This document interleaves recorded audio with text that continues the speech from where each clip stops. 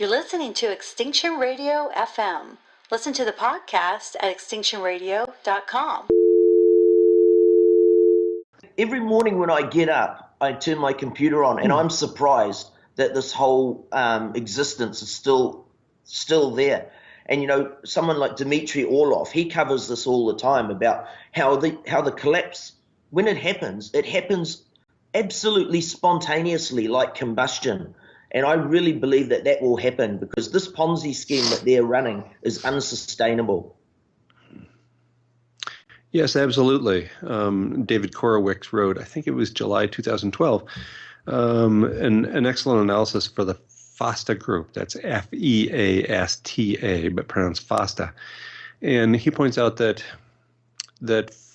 once we have a disruption in the supply chain of anything important, and so that includes water coming through the taps, that includes delivery of petroleum to the gas stations, that includes delivery of food to the grocery stores, the disruption in the supply chain of anything important, he says, from that point, it's as little as 3 weeks until it's game over for the worldwide industrial economy. So that's pretty quick turnaround. And I think making preparations in advance is absolutely critical. That waiting, the time to dig a well is not when you're thirsty.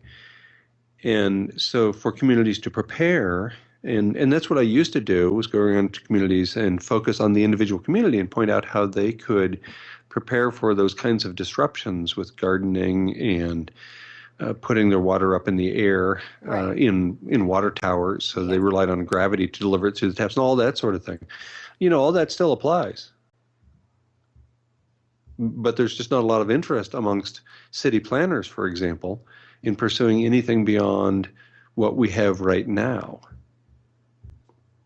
And that's hugely problematic. Yeah, we're just complete captives to the fossil fuel industry. We all see it at every turn, When you were here on your New Zealand speaking tour late last year, I showed you the big tunnels and the motorway systems that are all being constructed in New Zealand. All of them are being constructed for automobiles. None of it is being constructed for mass transport. We're just prisoners to these people. Right. Yes, I'm afraid that's right. And even having the conversation to try to break out of the prison is very, very difficult because we're all captive. And so trying to convince people that they're not captive and maybe breaking out of this system is a good idea. That's a tough conversation to have. And so if we start having those conversations now, I suspect the chaos will be at least less. And in addition, surrounding yourself with people who are aware perhaps will make the situation better. Now, obviously, if you live in a relatively large city, you're not going to be able to have the conversation with everybody in the city. But maybe you can have the conversation with the people who you share a home with. And maybe you can have the conversation with people on your block. And so that might buffer a little bit the situation. I'm not trying to be Pollyanna about this. I think it will be truly catastrophic when people realize that the water is no longer there.